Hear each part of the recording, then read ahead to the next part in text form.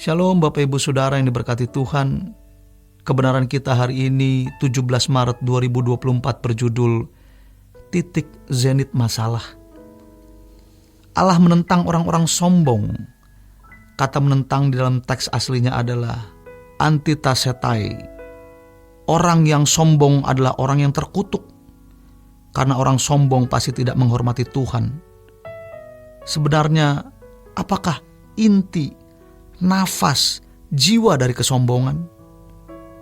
Inti kesombongan pada dasarnya adalah ketika seseorang merasa bisa hidup tanpa Tuhan. Ketika seseorang bisa menjalani sesuatu tanpa Tuhan. Sebaliknya, kerendahan hati pada intinya adalah sikap hati di mana seseorang merasa tidak bisa hidup tanpa Tuhan. Jadi, memang dalam segala hal kita harus bergantung kepada Tuhan. Sebab pada akhirnya irama hidup yang bergantung kepada Tuhan itu membawa kita ke rumah Bapa. Kalau kita belajar bergantung kepada Tuhan, belajar mengandalkan Tuhan dalam segala perkara, maka irama hidup mengandalkan Tuhan akan membawa kita sampai pada puncak masalah. Titik zenit masalah, yaitu mengenai kekekalan. Banyak orang bisa menangani semua masalah tanpa Tuhan, dan dia merasa bahwa semua itu adalah karyanya. Dan memang itu bagian dari karyanya. Kalau kemudian orang itu menjadi sombong dan merasa bisa menanggulangi semua masalah sampai titik zenitnya nanti, dia tahu bahwa ada satu masalah yang tidak bisa dia tanggulangi, yaitu masalah kekekalan. Jadi bukan tanpa alasan kalau Alkitab berkata Allah menentang orang sombong.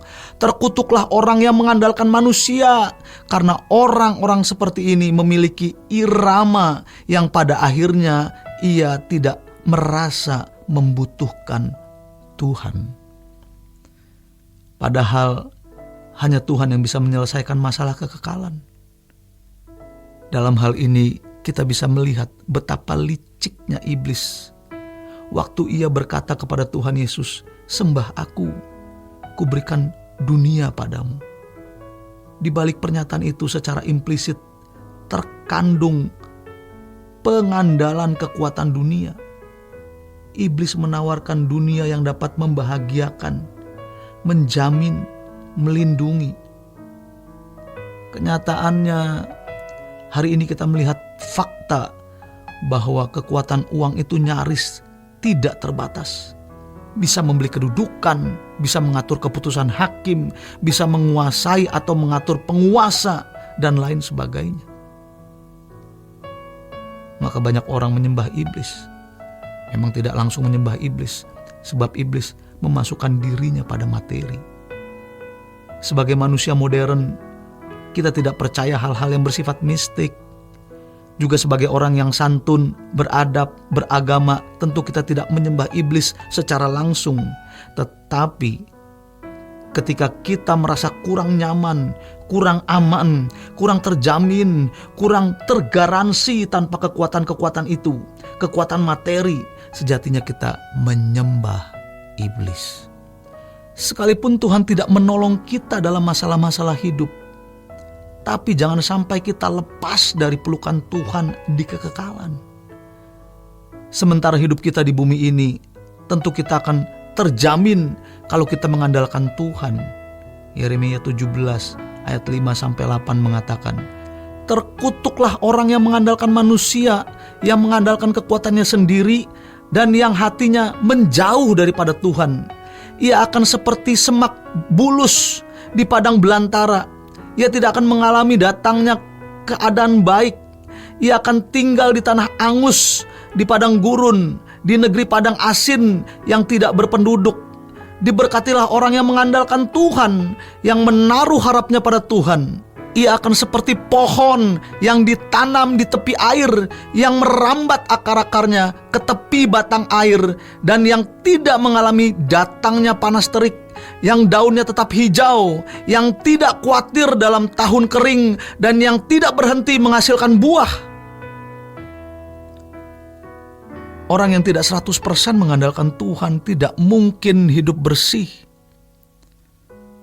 Sebaliknya orang yang sepenuhnya mengandalkan Tuhan, ia di kondisi untuk hidup suci, tidak bisa hidup tanpa Tuhan, dan di kondisi untuk merapat terus. Sehingga ia akan takut menghadapi hidup tanpa berjalan dengan Tuhan. Dan kalau kita merapat terus, kita tidak mungkin ceroboh hidup. Tidak mungkin kita berbuat dosa sembarangan. Jadi seseorang tidak mungkin hidup kudus kalau ia tidak 100% mengandalkan kepada Tuhan. Dan seorang tidak mungkin mengandalkan Tuhan dengan benar kalau ia tidak mengaitkan dengan kekekalan. Jadi kalau kita bergantung kepada Tuhan, itu bukan sekedar karena kita akan menghadapi krisis ekonomi, virus pandemi, dan masalah-masalah hidup lainnya. Melainkan karena kita memang tidak bisa hidup tanpa Tuhan. Menjawab masalah kekekalan nanti, maka kalau irama hidup kita sekarang sudah irama hidup yang merasa bisa hidup tanpa Tuhan, itu bahaya. Kita tidak punya keterikatan dengan Tuhan. Kehausan jiwa kita tidak terpenuhi oleh Tuhan, tetapi selera jiwa kita dipenuhi oleh dunia, dan itu membuat seseorang menjadi mempelai dunia. Demikian kebenaran kita hari ini. Selamat berjuang untuk tetap melekat dan berjalan seirama dengan Tuhan. Tuhan Yesus memberkati. Sola Gracia.